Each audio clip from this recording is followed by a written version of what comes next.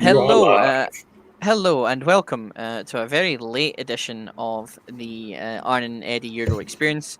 Apologies about the delay, some technical issues, some other stuff going on. My name's Eddie Sideburns. Joining me is Arn Furious. Always late. Sorry, y'all. My name's Eddie Sideburns. He's Arn Furious, and yeah, Oh, it is day five of the Euros. Um, we had it's three only games. a day in the Euros. I'm It not is one sure of which one we're on, to be it is honest. one of the numerous days We're in the into the Euros. second round of fixtures, so teams are starting to cycle round again. Yep. Apologies for not doing one yesterday, but things came away. What can we say about that round? Um, yeah, things happened. Portugal absolutely thumped Hungary, and an own goal happened. It was somehow comical. In the Germany France game, I think we Yeah, can move on. I just France want to looked. quickly say that I thought Germany looked better than people were expecting, even with two creative central midfield players. But Mhm. at the same time, that France team, it really barely got out of second gear and still comfortably won. I feel like that France team is going to just absolutely slap some team at some point. It Yeah. the fact that they invited Germany onto them and then hit them on the counter attack and Mhm. scored two goals that were both just a little bit offside. The one more than the other, but Mhm. it just looks so easy when they were doing it.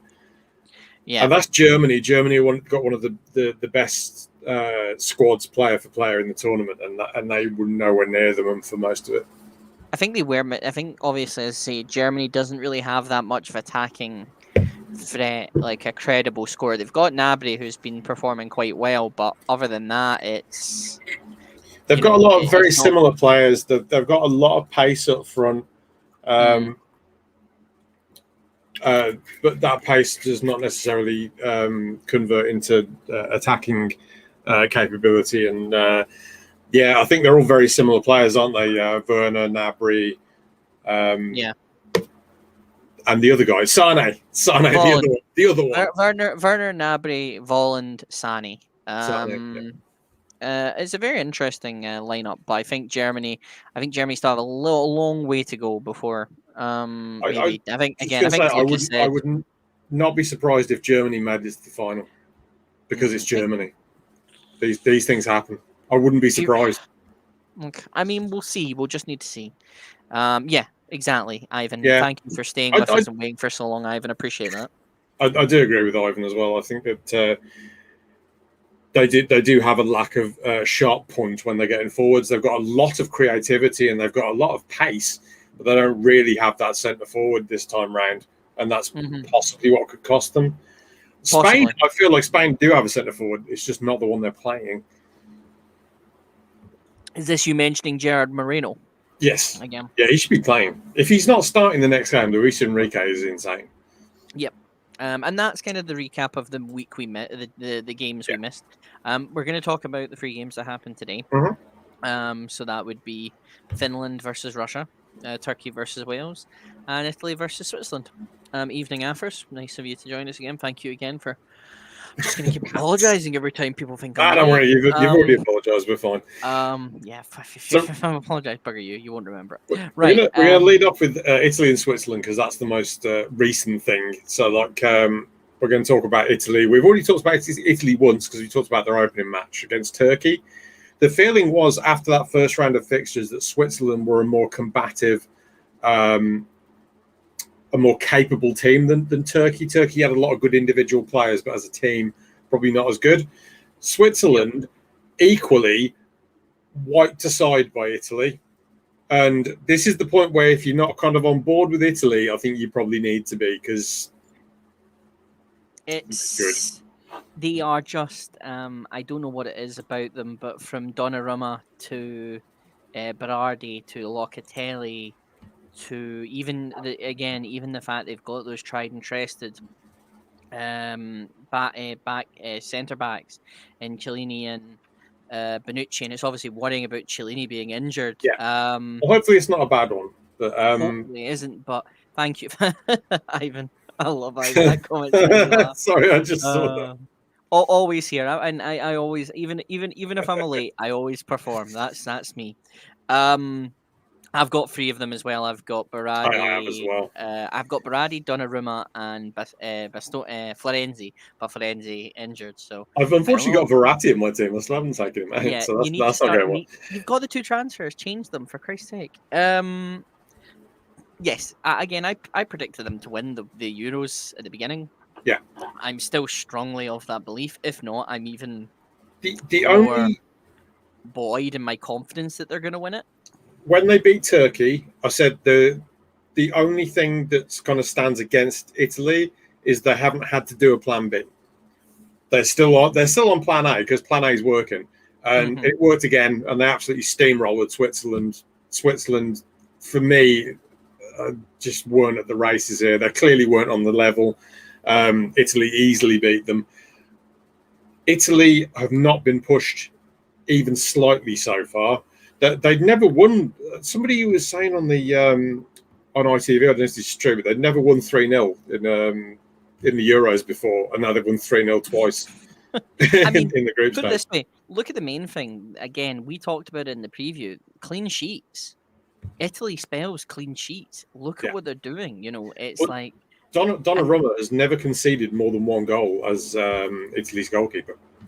And that's the thing. It's like not only have you got him, you've got, you know, look at the build up in the first one. That's probably true. Look at the build up in the first goal. Look how beautiful that pass is from Berardi. Just they do, like we were talking about it when they took on Turkey. They kept, you know, they were 2-0, they were 3-0 up, and it was the 80th minute, and they were still pushing. They were still pressing for more goals. Mancini has got some kind of well and good influence within this team. And you know, the fact that Donnarumma's, how old is he? He's like he's you know, his career started his career started when he was 16. And you know, you get given the role of, you know, first team goalkeeper for AC Milan. I found it quite funny that one of the pundits said that Man United should go and sign Donnarumma. He's already signed for PSG. Who said that? I can't remember who it was. That? It amazes me how little some of these pundits know about football. I haven't really been paying attention to football for years, and I just kind of dropped back into it last season. And it was Damien Duff, so it was the Irish commentary would say. But yeah, like I think maybe a little bit, give us a couple of minutes. The commentary hasn't been that great, if we're being completely honest, and even the coverage in certain ways hasn't been great because ITV's been so bad. Everything about ITV's coverage has been terrible. What I have enjoyed about ITV's coverage is it's someone reading out the names and going, no idea what team he plays for, so let's just go. And look, it's Alioski of Leeds. Oh, look, it's this guy of this team. Everyone involved in ITV's coverage has only ever watched the Premier League. They don't know who any of the other players are. They don't even care in the build up to the game. It's like the game's Italy versus Switzerland, so they talk about England for half an hour, and then they do the lineups, and I'm like, what's the point of that? Everyone knows what England are doing. It's an English television channel. Could you not have the game when England are playing start your coverage 2 hours before, so you can go on the megaphone to get all this nonsense in? They'd have to start 10 hours before. They might want to start the Friday game in the morning before the other two games kick off, so they can get all this nonsense in. We already mentioned drivel. We already mentioned her 2 days ago on the last one we did first. I think Emma Hayes is one of the best things, is the bright sparks about it, as we both agreed. Compared to the kind of commentary that they've had so far. Italy just swiped Switzerland about. I don't think Mbolo is still the only person I'd look at and think they look okay. He looked like he was providing a little bit of a forward threat for them, but they couldn't get the ball to him. Shaqiri looked absolutely useless in this game. I know he's not particularly fit because he hasn't played a lot this season, but he was just completely like toothless. He didn't do anything. And Italy, their midfield is exemplary. They're three in midfield. We kind of touched on it when we talked about the Turkey game, but Jorginho, he kind of does all the dirty work, and then Locatelli and Barella do the fancy stuff, but they just boss that midfield as a three. It's beautiful. And the thing is, when you look at the subs and who comes on after them, it's still a dangerous looking, it's still dangerous side. I don't think they have the depth that France have got, which is why I went for France, because I think they've got the depth. Italy have got some very talented boys on the bench, but I feel like that starting 11 could beat anybody. Even France. I think they could beat France. It's just if you took the second teams and put them against each other, the French's second 11 is a lot better than the Italy's second 11. Yeah. Look at that comment there. Look at that comment there from Yao.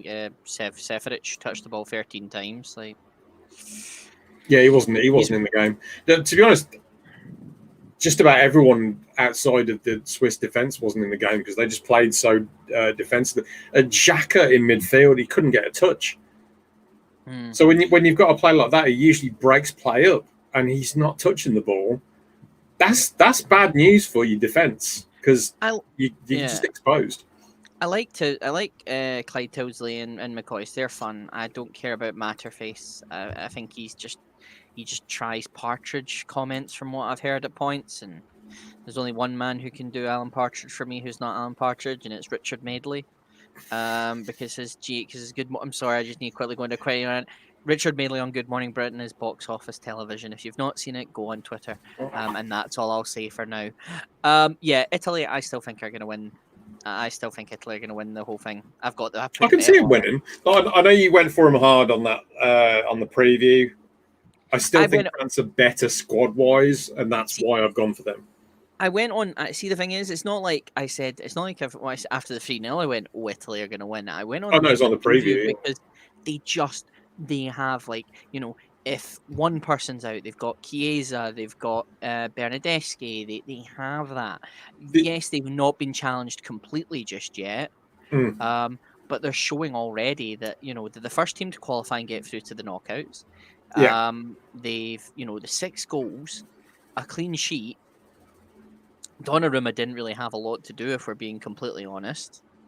Today, not really. There's a couple of moments, but he looked pretty good. The concern, if you're thinking it's Italy are going to win, is they're going to have a tough route to the final. I think Belgium are going to win their group, so that they're going to end up hitting Belgium probably, and then probably France semi-finals.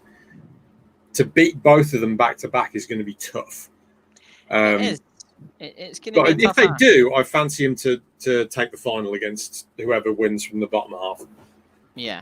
Like if England fluke their way to the final, I can see this Italian team just pulling our defence apart. If this Italy team took on in England, it would be an absolute field day, I think. I think Rob's got a decent point there. There's a few in narrow distancing.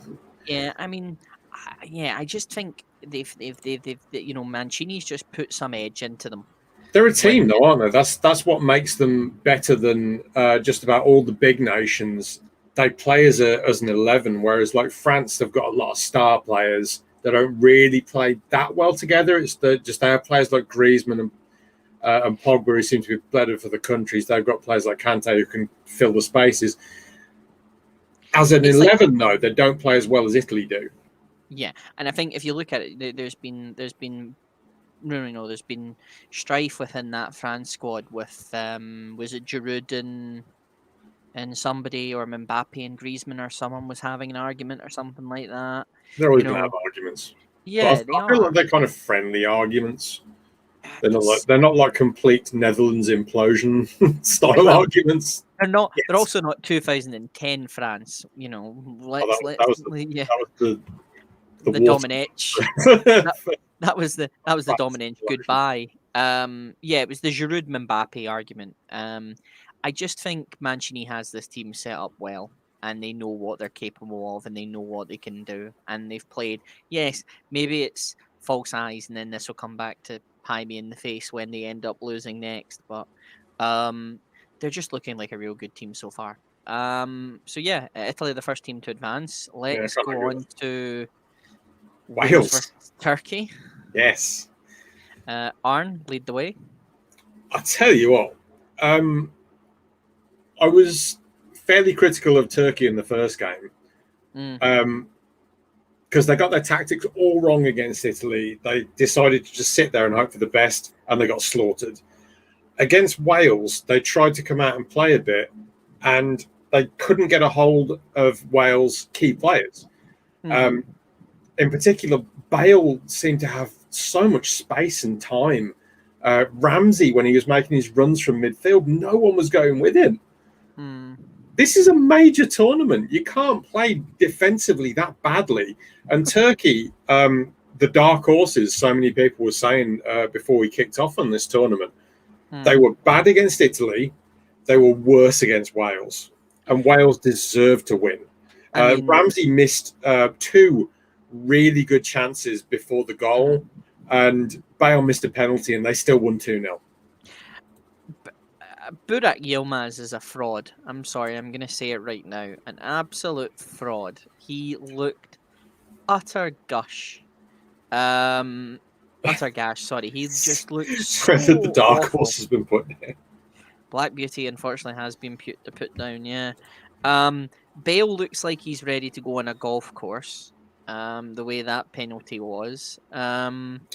Bale's a weird case because I thought he was man of the match, to be honest, because whenever he got the ball, he was either going to do something ridiculous or does an assist, basically. Yeah. And it feels like there's nothing in between for him at the moment. But sorry, only Muppets believed in Turkey. I kind of did. Is this going to be anyone familiar that we're going to know quite soon? Is that Josh? Is that your son Josh who's now got my shave all boy Josh stupidly said that if Wales beat Turkey, get his head shaved. So he's now getting his head shaved, everybody. Yeah, I might take some footage of it. We'll put it on the next one. I mean, I think Yilmaz is very shithousery as well. Again, you are correct, but he was just so poor. This Turkey side deserves to be home. Get rid of them. Get rid of them. They've not been good enough. No. Kalhanoglu's not played well. Cengiz Under, I thought, has been dreadful in this tournament. He's suffered from spending the season sat doing nothing at Leicester. They're just not good enough. And they're going to go into that last game. I think Switzerland will be up for it.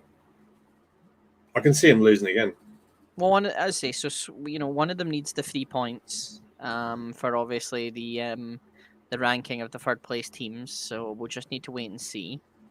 But yeah, Wales got that second spot tied up in that group. It's going to be tight. I can't see them getting anything out of Italy unless Italy rest their entire team.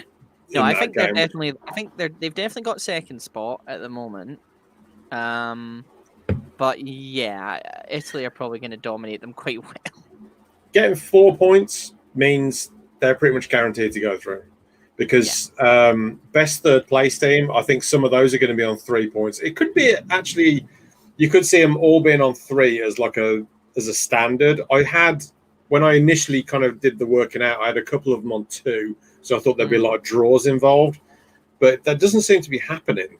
So yeah, there we go. Goal difference will be. It could do, but they'd still finish third, and third is through. On 4 points, third is through. Yeah. They're through. If Italy are through officially, Wales are through. Mm-hmm. And then the game that didn't really have much to say about it. Finland versus Russia, which was basically just 2 teams. Let's kick the absolute lumps out of each other. Same way with Spain. Same way with Turkey Wales. Let's kick the lumps out of each other. These were Yeah, I was very kind of hoping very bossy Finland would games. win that one because obviously Russia cheats. But my prediction was that they would that Russia would win 1-0, which happened. I also predicted Italy would win 3-0 tonight. So I've had a quite spectacular day on the predictions league. I've gone from last to like mid-table in a day. Very proud of you. I think Russia kind of went. Even the Mirinchuk who scored.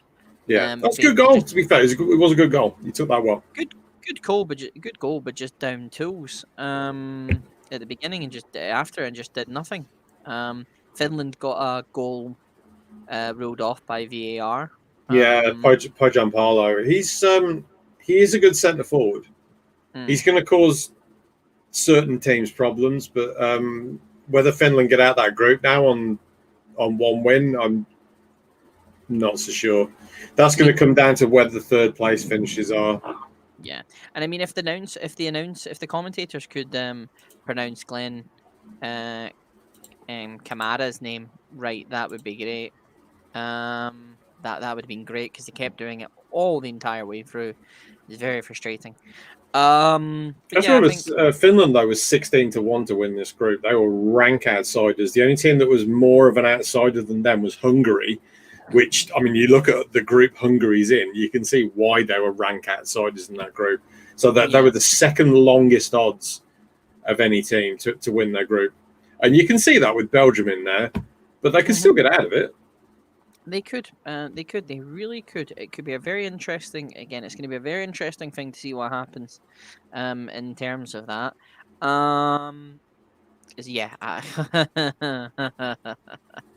Sorry, Joe Ao.